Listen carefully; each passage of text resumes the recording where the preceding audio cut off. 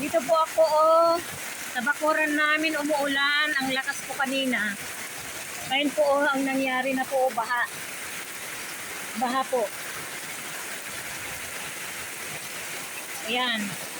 Dito po ako. Ayan, dito po sa aming kapitbahay ay yung greenies po nila sa nasaraduhan. Kaya yan, umapaw ang tubig. Ayan po. Dito pong kaganapan dito sa amin. Pero dito, ewan ko kung dyan siguro sa na barado na siguro dyan. Pero umaapaw naman, oh. Umaapaw naman.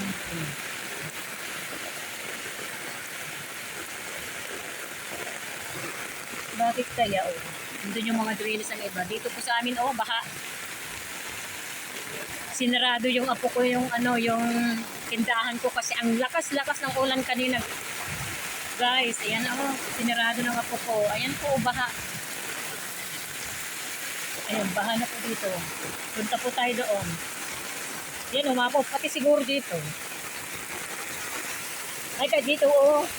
Walang daanan na ng tubig dito. Siguro sa drainage nila. Ayan, punta po tayo yan. Papakita ko lang po. Basang-basa na po ako kasi sabi ko maliligo ako pero mamaya na lang. Magtitinda sana kami ng barbecue, biglang umulan. Ayan, oh. Yan. Dito naman, guys, yan, oh, mga drainage nila. Nakakatakot lang lumabas pero ako nandito sa kalsada kasi nagpunta ako bumili ng ano bang binili ko kanina. Ayan, guys, oh. Ay! Dito okay ang drainage dito kasi bagong mga tong mga drainage dito sa highway.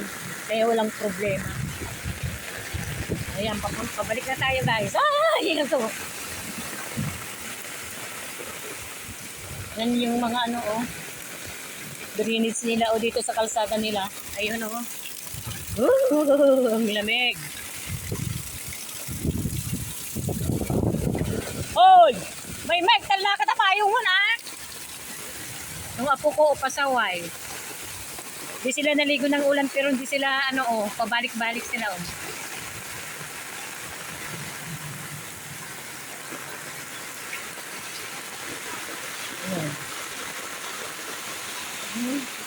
Yung tubig, oh. Maapaw. Lalo na dyan.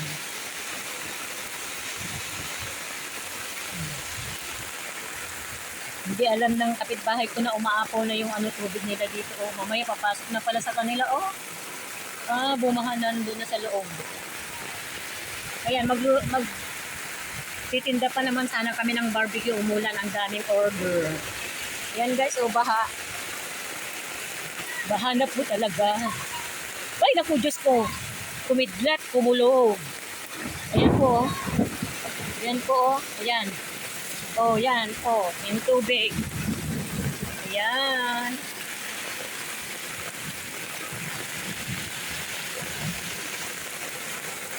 Yan po, oh.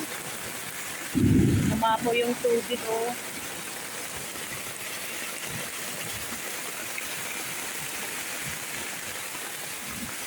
Basa na ito, oh.